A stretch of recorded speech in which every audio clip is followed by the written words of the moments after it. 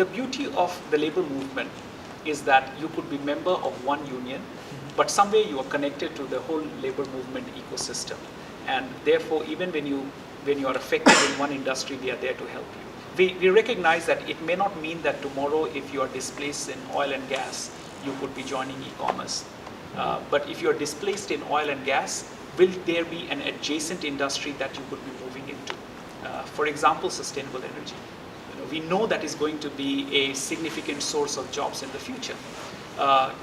Can we upskill you enough that you can move to an adjacent industry and be useful there and a useful, positive contributor there?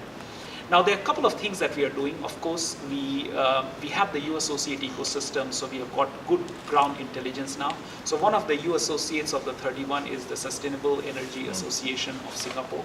And we are working with them to do clinics and to do sectoral development programs, so that if I'm in energy today and I want to move to sustainable energy, I have got something to go through.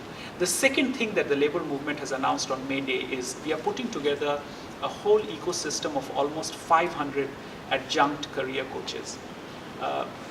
We realize that it is very important that we have career coaches that are actually still cued into that profession, so that when I can come and advise you, I'm doing it from experience and knowing what's coming up. And this whole group of adjunct career coaches, which will be managed by E2I, is going to be quite helpful.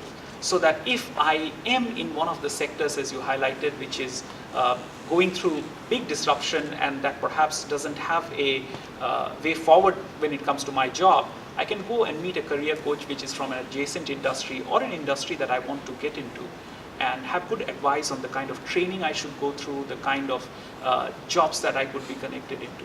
And then there is a whole range of programs like the place and train programs and so on, where the risk for the company to take you in as a worker while you are going through a learning curve is minimized by the government grants while we are still training you.